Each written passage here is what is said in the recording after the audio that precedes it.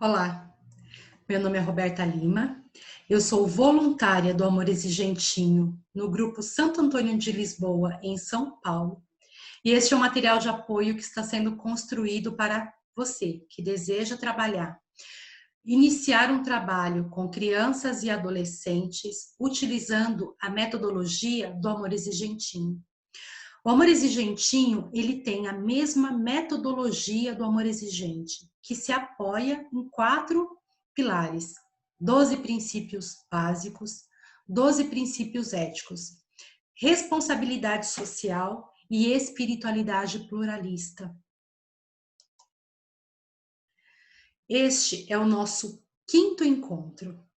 5º princípio do Amor Exigente fala sobre a culpa. A culpa torna as pessoas indefesas e sem ação. Atrás de cada criança que acredita em si mesma está uma família que acreditou primeiro. Quando nós falamos do sentimento de culpa, falamos também do círculo de culpa, desculpa e culpados. Sabemos quantas dificuldades para trabalhar com a criança, no meio que a criança está inserida, na família, na sociedade, na comunidade, no governo, enfim, culpas, desculpas e culpados. Se atrás de cada criança está uma família que acreditou primeiro, nós podemos, assumindo a responsabilidade. Este princípio fala de trocar o sentimento de impotência e paralisante pela responsabilidade. Então, a nossa intenção com este trabalho é exercer de forma positiva essa pessoa que acredita antes na criança, no adolescente, no trabalho que nós executamos. Como vai você? Nas reuniões do Amor Exigente e do Amor Exigentinho, é o momento de refletir como eu estou me sentindo, como eu vou. Eu vou cada vez melhor. Hoje é o primeiro dia da minha nova vida. Nós dizemos assim para quem chega: você aqui hoje é a pessoa mais importante para todos nós. Esse é o sentimento de pertencimento, de unidade que nós temos quando chegamos a um grupo de apoio. É também a intenção deste momento de acolhimento que as crianças, que os adolescentes se sintam pertencentes àquele meio. Acolher é receber, é dar pertencimento. O momento do acolhimento é um momento importante, é um momento onde nós vamos olhar para a criança, vamos olhar para o meio que ela está inserida, com quem ela veio, qual é o horário, como está, né? Procure observar como é a chegada dessa criança, como ela chega mais alegre, ela chega mais elétrica, qual é o horário do dia, ou ela já chega cansada, com fome, pode estar sujinha. Auxiliar para que essa criança se sinta melhor, para que ela sinta que a partir daquele momento, ela ali é a pessoa mais importante, que ela faz parte daquele ambiente. Responder as perguntas de onde veio, com quem veio, aonde está inserida, vai nos ajudar a preparar as atividades, a falar uma linguagem que essa criança possa se sentir pertencente, que ela possa se sentir importante, que ela possa fazer parte, que ela possa confiar. A culpa torna as pessoas indefesas e sem ação. No Amor Exigentinho, nós temos um cronograma. Nas reuniões, trabalhamos um princípio por mês, temos enfoques, e é importante que, construindo o seu cronograma, como que eu falo de culpa, deste sentimento para as crianças? Nós estamos aqui no nosso 5º vídeo, já percorremos um caminho, já entendemos que eu preciso vivenciar o princípio, entendê-lo, para assim, de forma lúdica, passar para as crianças. O quinto princípio, ele é libertador. Ele troca a culpa, a frustração, a não ação pela liberdade daquilo que eu posso fazer. O objetivo geral desse princípio, incentivar a criança a gerenciar as suas ações na administração de conflitos, longe do imobilizante sentimento da culpa. Os objetivos específicos vão nos ajudar a nortear a escolha das brincadeiras, a escolha da história, da leitura. Identificar a diferença entre conceitos de culpa e responsabilidade. Identificar responsabilidades referentes aos diversos papéis sociais. Identificar situações de culpa e os sentimentos dela decorrentes. Identificar ações de resolução de conflitos a partir do conceito de responsabilidade. Como é que eu resolvo um problema? Partindo do que é responsabilidade para a criança. É importante que neste momento, e aqui já estamos no quinto encontro, que nós possamos, a criança possa sentir que ela será ouvida. Precisamos ver a realidade que ela está inserida e ouvir quais são os conceitos que ela tem de responsabilidade. O lúdico. O lúdico, ele é o veículo, eu gosto de pensar assim, ele é o veículo que vai levar a criança por uma paisagem a um lugar. A faixa etária que eu estou falando aqui é de 4 a 6 anos. Os marcos dessa faixa etária são a energia, a curiosidade, o não alfabetizamento ainda, elas não estão alfabetizadas, né? Em geral, elas ainda não estão alfabetizadas. É através do faz de conta que a criança realiza sonhos e fantasias, revela conflitos interiores, medos e angústias, aliviando tensões e frustrações. O lúdico também, ele é um exercício de alegria. Num grupo de apoio, quando começamos a participar das reuniões de grupo de apoio, pertencemos a um grupo, nós vamos crescendo à medida que nós vamos ouvindo as experiências de outras pessoas. Então eu cresço na medida que eu ouço uma outra história, uma outra vivência, e a partir daquela vivência eu vou me identificar e eu vou modificar aqueles comportamentos que não são adequados, como adulto. A criança, ela vai se identificar com as histórias, com as brincadeiras que nós vamos levar para esse momento lúdico. Então é importante que quando formos escolher as atividades, as brincadeiras, esse momento lúdico, que não seja um lúdico só, né? Que seja um lúdico que proporcione para a criança um momento de aprendizagem e de identificação. Bom, aqui eu trouxe para falar sobre este princípio, a culpa, né, com crianças de 4 a 6 anos, que ainda não estão alfabetizadas. E vocês podem me dizer como é difícil fazer com que essas crianças parem para prestar atenção na história. Estamos tendo a experiência de crianças nessa faixa etária que aprendem a colorir pelo iPad, que jogam, né? Os jogos, eles têm muitos estímulos visuais. São crianças que eu percebo que têm mais dificuldade de parar para prestar atenção. E a faixa etária também não consegue parar para prestar atenção em longas histórias. O livro que eu trouxe é A Raiva de Levar a Culpa. É um livro que tem algumas páginas. Então, o que você pode fazer? Dividir a leitura em momentos. Então, você começa a leitura, coloca as crianças em posição, um marco, para que seja diferente do encontro até aquele momento. Em posição de contação de história, e você lê um trecho da história e fala para elas o que vai acontecer, qual é a dinâmica que vai acontecer depois da contação de história. Ou você pode contar um pouco da história e fazer um pouco da dinâmica. Assim, as crianças vão entendendo a leitura, se identificando com o princípio e também vão interagindo. Betina não conseguia acreditar ela estava com raiva e começou a pensar em todas as vezes em que levou a culpa pelos erros dos outros.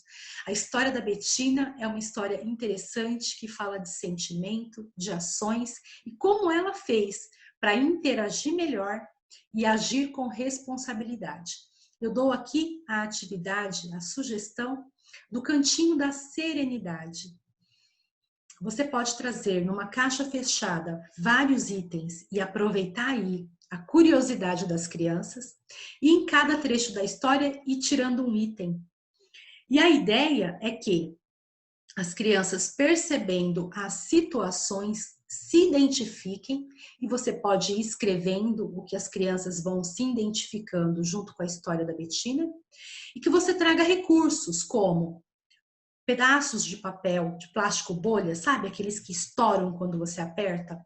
Massinha de modelar, um urso bem fofinho para as crianças abraçar. Conforme você for lendo a história e escrevendo alguma coisa que as crianças podem trazer, eu já me senti assim também um dia que minha mãe me chamou a atenção porque eu não coloquei os meus brinquedos no lugar, e aí você escreve a situação.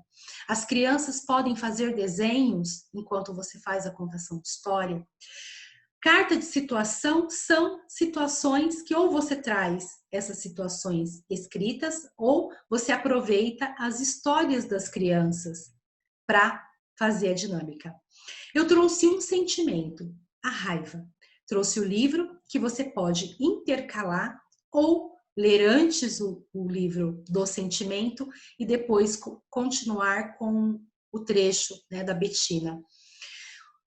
Cada criança vai identificar o seu sentimento de culpa com uma emoção. Aqui eu escolhi a raiva. Algumas pessoas dizem que sou zangado, outras dizem que sou muito bravo. Não sou bravo nem zangado. Posso estar bravo ou zangado, mas na verdade eu sou uma criança aprendendo a lidar com as minhas emoções. Então, um livro vai conversar com o outro. Uma atividade vai se encaixar com a outra. E esse é o objetivo, que a atividade seja construída e que possa dar continuidade até em outros encontros. Então, a leitura conversa com a brincadeira, que conversa com o princípio, que fala, que toca na criança.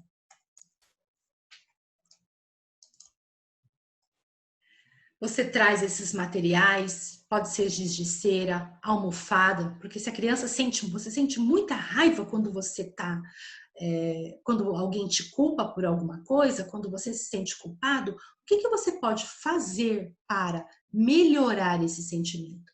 A raiva não pode te levar a machucar pessoas, mas você pode abraçar o urso com bastante força, você pode pegar a almofada e dar uns socos nela para descontar a sua raiva, você pode cortar várias vezes um pedaço de papel, você pode desenhar, você pode estourar o plástico bolha até você conseguir respirar com mais calma e aí pensar melhor. Coloca esses ingredientes todos numa caixa fechada, vai lendo, dando a participação para a criança, para que ela se sinta pertencente a esse momento. Que ela vá construindo dentro dela este cantinho de serenidade. A carta de situação pode ser uma carta pronta, pode ser trecho do livro ou pode ser situações que a criança tragam para você. E eu te dou a sugestão de você ir anotando isso. Isso é o seu trabalho sendo registrado, as emoções das crianças, que depois vai ser um material rico para você trabalhar em outras turmas. Eu trago as referências do livro, lembrando que este é um material de apoio que está sendo produzido em vídeo, mas é necessário que você tenha um material de apoio físico, né? Que são Apostila do Amor Exigentinho 1, Oficinas de Prevenção, Apostila 2, O que é o Amor Exigente, o livro, Amor Exigente e Prevenção. Eu te dou aqui a sugestão da coleção de livros dos sentimentos do James Missé. É uma coleção muito bonita, cada livro tem uma emoção e o que fazer com ela. É uma atividade lúdica. Brincando de Mindfulness é um conjunto de cartas, são 50 cartas, que você pode utilizar no momento do aquietar, antes da contação de história ou depois, no momento que as crianças chegarem ou depois. Você vai perceber a sua turma e vai ver qual é o melhor momento para você inserir no cronograma. Mas precisa que o seu cronograma ele tenha uma ordem e que essa ordem se estabeleça toda vez que você for, né, utilizar a metodologia do amor exigentinho. As crianças precisam perceber que aquele momento é um momento diferente. Partilha. Momento de falar da emoção. No amor exigentinho, a partilha acontece em todo momento. Quando você está construindo atividade, no momento da respiração, mas a partilha é um momento especial. Coloque as crianças sentadas em círculo, inicie por você, comentando como foi a sua semana, como você está se sentindo naquele dia, como aquele encontro está sendo especial para você e passe para a criança que estiver ao seu lado, à sua direita ou à sua esquerda. As crianças vão obedecer à ordem e elas precisam ouvir a partilha do amiguinho em silêncio. Elas precisam aprender a respeitar a fala do outro, ouvir o outro, saber o limite, né, de aguardar a sua vez. E você pode utilizar também uma plaquinha em um tempo, para já ir acostumando a criança que você é a autoridade naquele momento, que ela tem um tempo para falar, mas que as outras crianças também precisam falar. Essa faixa etária tem muita energia e eles gostam de falar. Reconhecer, nomear e validar a emoção. Se você já a sentiu, como foi e o que você fez para se sentir melhor. E é um resumo da atividade, né, que você construiu naquele momento com as crianças. A espiritualidade é um momento onde nós desejamos colocar um cantinho, que essa criança abra no coração dela um cantinho para aprender a respirar, para entrar em contato com o que é bom, com o belo, com o nobre. Aqui eu te dou a sugestão de uma experiência de espiritualidade. Nós não temos religiosidade no amor exigentinho, mas temos a intenção de elevar para aquilo que é bom. Então aqui eu te dou a sugestão de você fazer uma mistura com óleo essencial, 2 gotinhas. Pode ser um óleo de lavanda, um óleo de laranja, de tangerina, algo que seja bem leve. Você coloca 2 gotinhas dentro de um copo e meio com água. Coloca naqueles sprays, né? E utiliza, né, a respiração, a carta de Mindfulness primeiro, a respiração. E aqui eu dou a sugestão de você colocar uma música. Eu coloquei a minha música favorita para esse momento, que são as 4 estações de Vivaldi. Eu escolhi a primavera. E você pode, as crianças dizerem, nossa, que música diferente. Vou apresentar para vocês uma música que, para mim, tem sabor de sorvete em dia quente. Coloca as crianças sentadas, ensina que elas se aquietem, que elas respirem, e você pode utilizar o spray no momento em que a música é tocada, para que ela tenha essa sensação, né, da refrescância, daquele aroma, daquela água fininha no rosto dela, com uma música suave, alegre.